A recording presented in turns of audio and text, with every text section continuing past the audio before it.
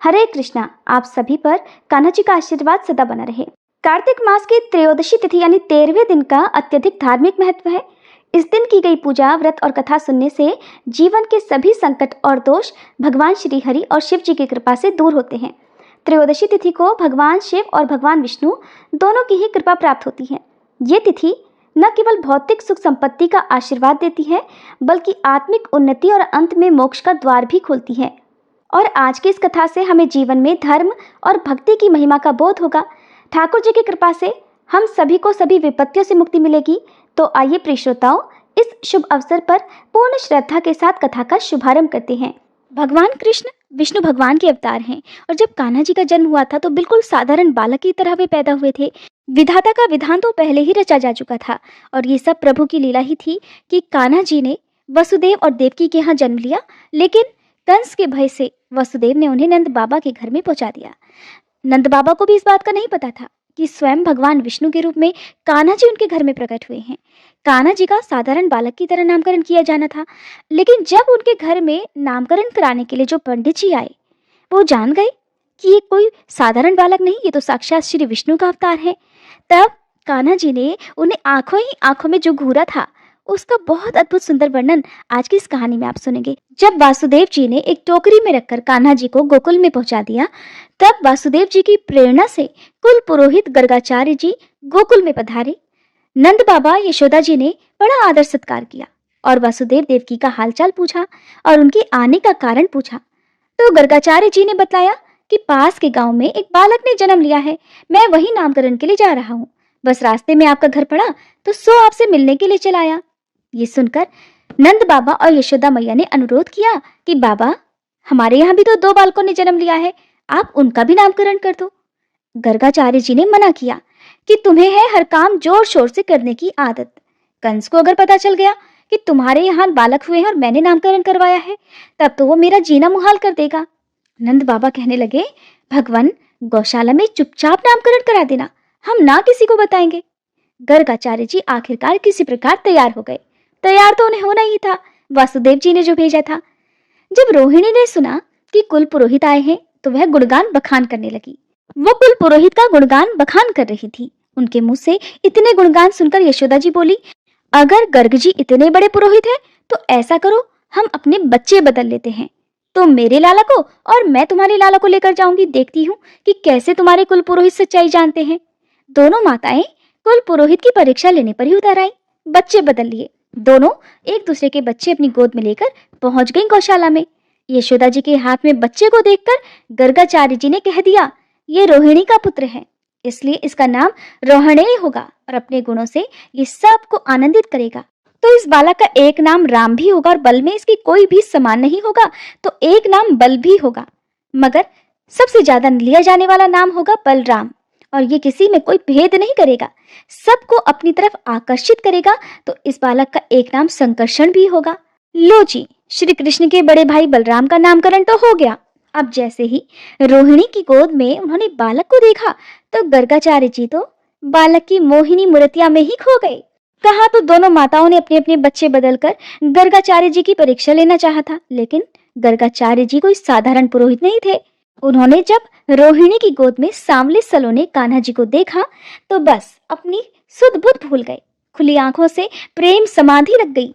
ऐसी समाधि लगी कि गर्गाचार्य जी तो सुध बुध खो गए। ऐसी सुध बुध खोई कि न बोलते थे न हिलते थे। न जाने कितनी देर तक ऐसे ही पल निकल गए। ये देखकर बाबा और यशोदा मैया तो घबरा गए कि इन्हें क्या हो गया, ये कैसे जड़ हो गए। उन्हें हिला हिलाकर पूछने लगे कि बाबा क्या हुआ। अरे बाबा, आप तो हमारे लाल को देखते ही जा रहे हो, क्या ये भूल गए कि आप हमारे बालक का भी नामकरण करोगे। लेकिन गर्गाचार्य जी तो जैसे कि सांवली सलोनी जो मूर्त थी उसके सम्मोहन से बाहर निकल ही नहीं पा रहे थे। आखिरकार गर्गाचार्य जी को होश आया और एकदम बोल पड़े, नंद जी, तुम्हारा ये बालक कोई साधारण इंसान नहीं, ये तो। ऐसा कहते ही जैसे ही उन्होंने उंगली उठाई तभी नटखट से सांवले सलोने कन्हैया ने आंख दिखा दी। आंख किसको दिखाई जानते हैं? पुरोहित जी को। क्यों दिखाई, अब सुनिए। जैसे ही पुरोहित जी कान्हा जी की हकीकत बताने वाले थे कि ये तो भगवान है, तभी कान्हा जी ने आंखों ही आंखों में गर्गाचार्य जी को धमका दिया कि बाबा, मेरा भेद मत खोलना, मैं जानता हूँ बाबा, यहाँ दुनिया भगवान का क्या करती है, उसे पूछकर अलमारी में बंद कर देती है। और बाबा, मैं यहाँ अलमारी में बंद होने तो नहीं आया हूँ, मैं तो माखन मिश्री खाने आया हूँ। माँ की ममता में खुद को भिगोने आया हूँ। और अगर आपने मेरा भेद बतला दिया तो मेरा क्या हाल होगा, ये मैंने तुम्हें समझा दिया। मगर गर्गाचार्य जी मान नहीं पाए। उन्होंने दोबारा से कोशिश की।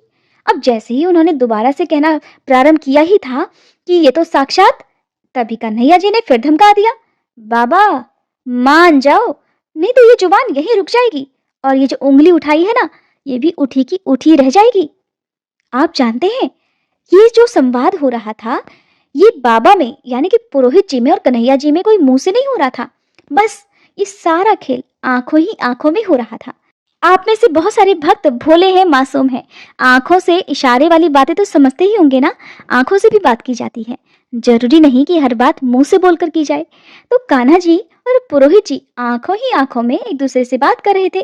कान्हा जी उन्हें धमका रहे थे और पुरोहित जी बार बार मान मुलव्वल कर रहे थे। अब जब ये सारा खेल उनकी आंखों ही आंखों में हो रहा था, तो पास बैठे हुए नंद बाबा और यशोदा जी को कुछ भी नहीं पता चला कि आखिरकार ये हो क्या रहा है। वे दोनों तो मौन बैठे हुए थे। वे दोनों यानी कि कन्हैया जी गोद में और पुरोहित जी उनके सामने। ये सब देखकर आखिरकार गर्गाचार्य जी बोल उठे। बातों में आ गई कन्हैया जी की। कन्हैया जी ने उन्हें धमकाया जो था। कन्हैया जी कहने लगे थे कि गर्गाचार्य जी, अगर आपने मेरा नाम बता दिया, अगर आपने मेरी सच्चाई बता दी, तो मैं आपकी दाढ़ी के बाल लौट डालूंगा। अब गर्गाचार्य जी बोल उठे कि आपके इस बेटे के नाम अनेक होंगे।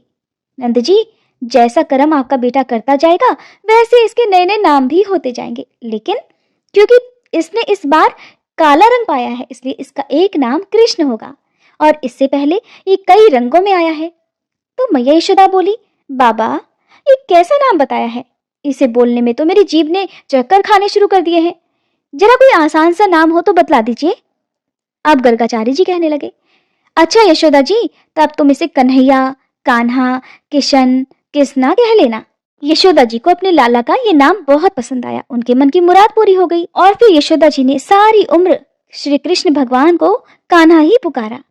इससे पहले के वृतांत में आपने सुना था कि किस प्रकार देवर्षि नारद ने राजा पृथु को सभी वेदों के बारे में बताया, जो कि समुद्र में जाकर छिप गए थे। अब अहोई अष्टमी पूजन और एकादशियों, कार्तिक मास और प्रयागराज की महिमा का वर्णन सुनने के बाद महाराज पृथु ने देवर्षि नारद से कहा, हे देवर्षि, आप अब भक्त वत्सल भगवान की पूजा का विधि विधान बतलाने की कृपा कीजिए। तब नारद जी बोले, हे राजन, एक पुरातन इतिहास कहता हूँ, सो ध्यान लगाकर सुनो।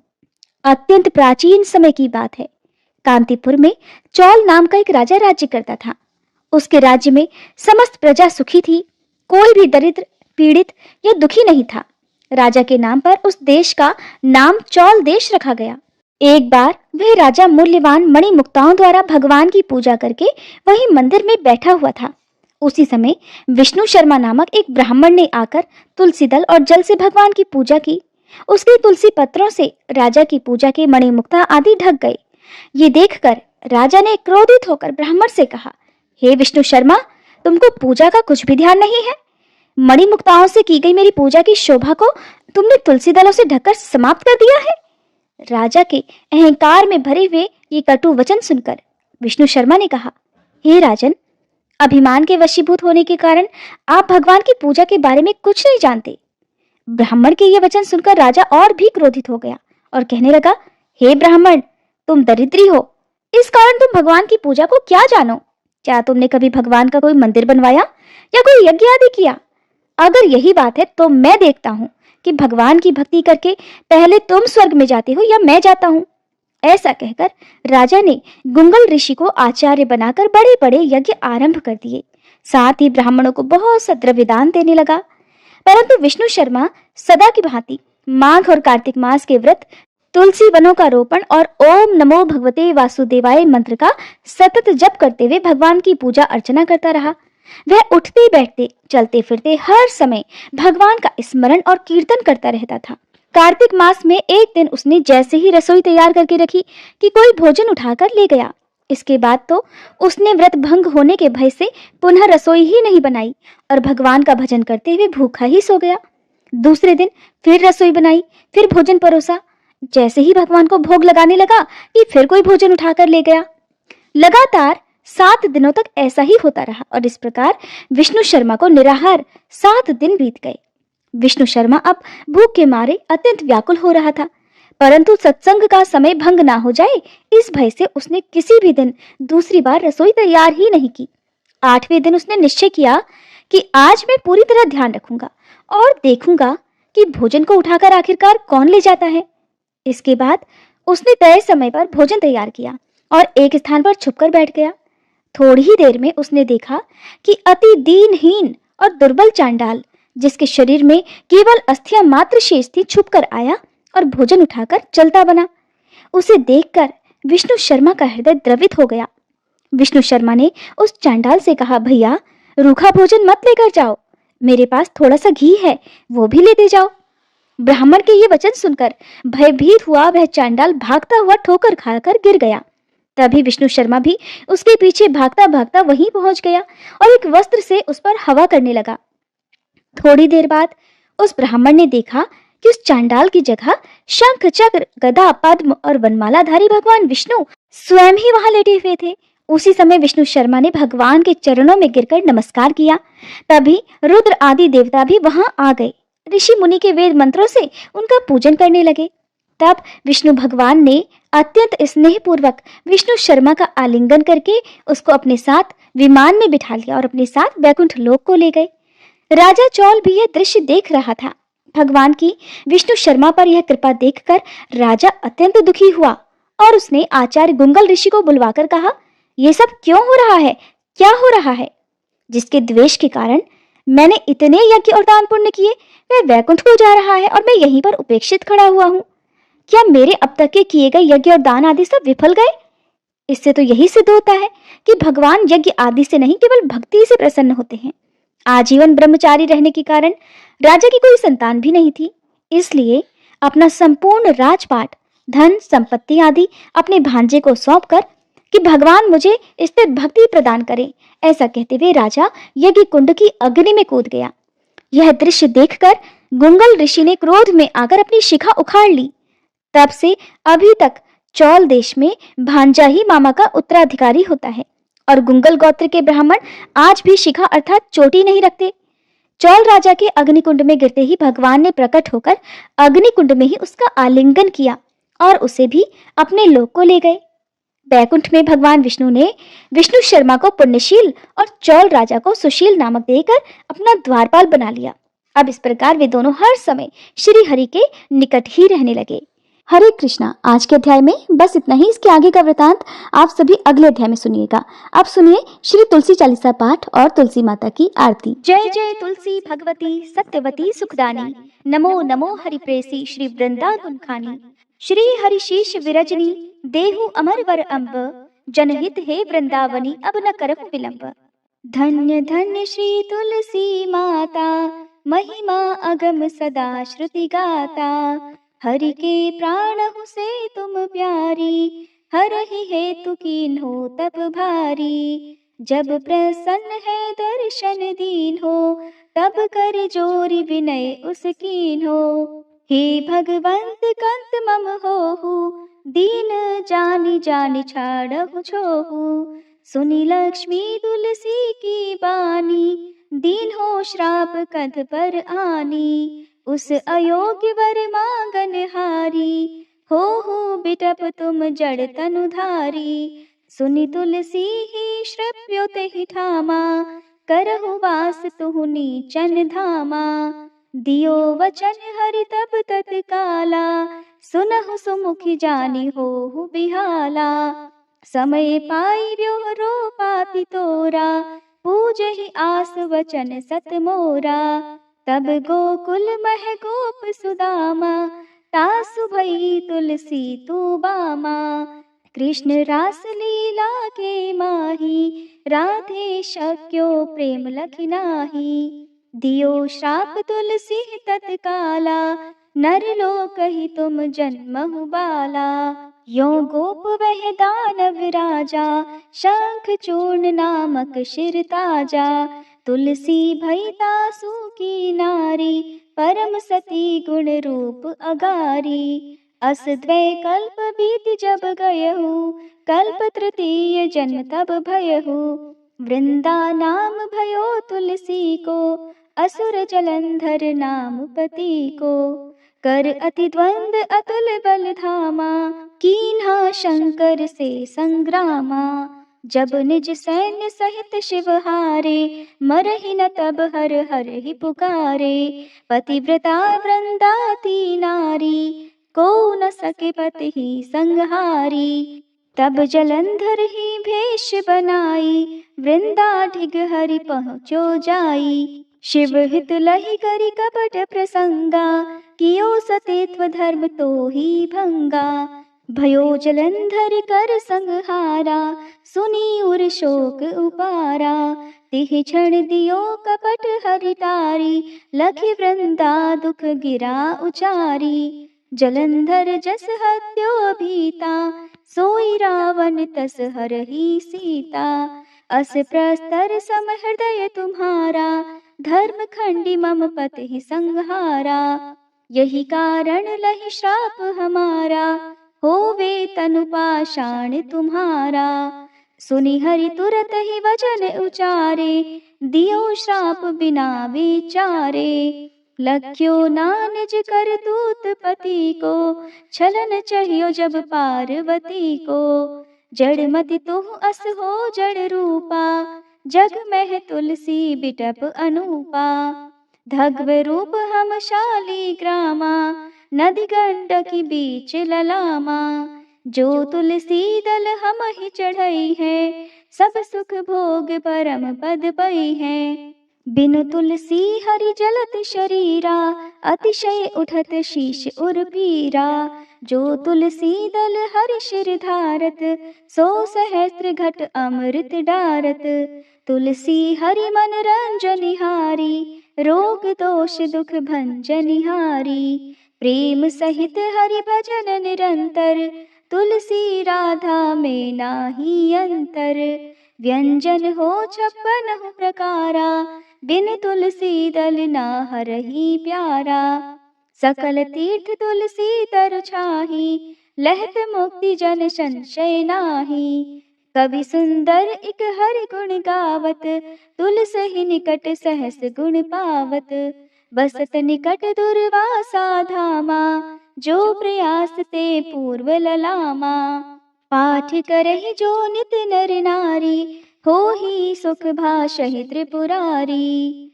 तुलसी चालीसा पढ़ी तुलसी तरु गृहधारी, दीप दान करी पुत्र फल पावहि बंध्यहु नारी। सकल दुख दरिद्र हरिहार वै परम प्रसन्न, आशय धन जन लड़ही कर बसहि पूर्णा अत्र। लाही अभिमत फल जगत, मह लाही पूर्ण सब काम। जेहि दल अर्पहि तुलसी, तह सहस बसहि हरि राम। तुलसी महिमा नाम लख, तुलसी सूत सुख राम। मानस 40 रच्यो, जग मह तुलसीदास। प्रेम से बोलिए तुलसी महारानी की जय। तुलसी महारानी नमो नमो, हरि की पटरानी नमो नमो। तुलसी महारानी नमो नमो, धन तुलसी पूरण तप कीनो। शालिग्राम बनी पटरानी नमो नमो। तुलसी महारानी नमो नमो, हर की पटरानी नमो नमो। जाके पत्र मंजरी कोमल, श्रीपति कमल चरण लपटानी नमो नमो। तुलसी महारानी नमो नमो, हरि की पटरानी नमो नमो। कौन महीने बोई रानी तुलसा, कौन महीने हुई हरियाली नमो नमो। तुलसी महारानी नमो नमो, हरि की पटरानी नमो नमो। कौन महीने हुई तेरी पूजा, कौन महीने हुई पटरानी नमो नमो। तुलसी महारानी नमो नमो। आषाढ़ मास में बोई रानी तुलसा, सावन महीने हुई हरियाली नमो नमो। तुलसी महारानी नमो नमो, हरि की पटरानी नमो नमो। कार्तिक मास में हुई तेरी पूजा, मंगसिर मास हुई पटरानी, नमो नमो। तुलसी महारानी नमो नमो, हर की पटरानी नमो नमो। धूप दीप नैवेद्य आरती, पुष्पन की वर्षा बरसानी, नमो नमो। तुलसी महारानी नमो नमो, हर की पटरानी नमो नमो। 56 भोग 3600 व्यंजन, बिन तुलसी हरि एक न मानी, नमो नमो। तुलसी महारानी नमो नमो, हरि की पटरानी नमो नमो। जो तुलसी को सवेरे गाए, श्री कृष्ण के दर्शन पाए, नमो नमो। तुलसी महारानी नमो नमो, हर की पटरानी नमो नमो। जो तुलसी को दोपहर गाए, खीर खांड का भोग लगाए, नमो नमो। तुलसी महारानी नमो नमो, हर की पटरानी नमो नमो। जो तुलसी को सांझ को गाए, श्री कृष्ण की आरती उतारे, नमो नमो। तुलसी महारानी नमो नमो, हर की पटरानी नमो नमो। जो तुलसी को रात को गाए, श्री कृष्ण के चरण दबाए, नमो नमो। तुलसी महारानी नमो नमो, हर की पटरानी नमो नमो। सब सखी मैया तेरो यश गावे, भक्ति दान दी जय महारानी, नमो नमो। तुलसी महारानी नमो नमो, हर की पटरानी नमो नमो। तुलसी महारानी नमो नमो, हर की पटरानी नमो नमो।